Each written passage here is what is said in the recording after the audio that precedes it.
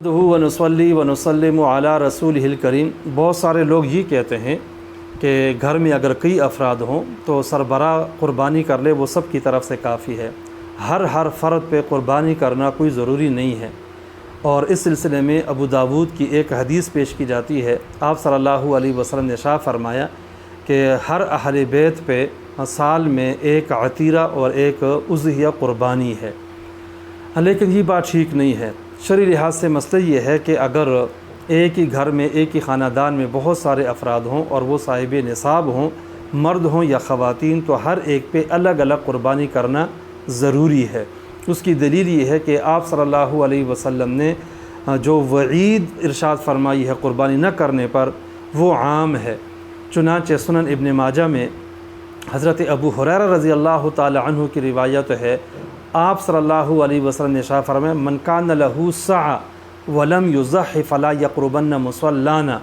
जिसके पास गुंजाइश मौजूद हो और वो क़ुरबानी नहीं करता तो वो नमाज ईद पढ़ने के लिए हमारे ईदगाह में भी न आए। अब ये बात आम है, इसमें ये नहीं कहा कि सरबरा की क़ुरबानी सब की तरफ से काफ़ी है या काफ़ी नहीं है, ऐसी कोई बात नहीं की गई, बल्कि हर बंदे के बारे में कहा गया जो भी साहिब निसाब हो, खा वो अलहदा रहता हो या सरबरा के साथ रहता हो।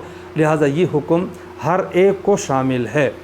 जहाँ तक इस हदीस का ताल्लुक़ है कि अहले बैत पर एक क़ुरबानी है, तो इसका जवाब ये है कि यहाँ दो सूरतें हैं। नंबर एक, कोई बंदा है, घर का सरबराह है और उसके साथ मसलन 4-5 बेटे रहते हैं।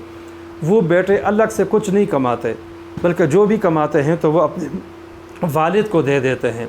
तो ऐसी सूरत में चूँकि सब का मालिक वालिद है, सरबराह है, तो वो क़ुरबानी कर ले तो ये क़ुरबानी काफ़ी है। हर बेटे के लिए अलग अलग से क़ुरबानी ज़रूरी नहीं है। लेकिन अगर इस सूरत इसके बरअक्स हो, दूसरी सूरत, और वो ये है कि बाप भी जो है वो साहिब निसाब है, 4 बेटे हैं वो भी साहिब निसाब हैं, घर में औरतें हैं वो भी साहिब निसाब हैं, तो इस सूरत में हर एक पे अलग अलग क़ुरबानी करना ज़रूरी है।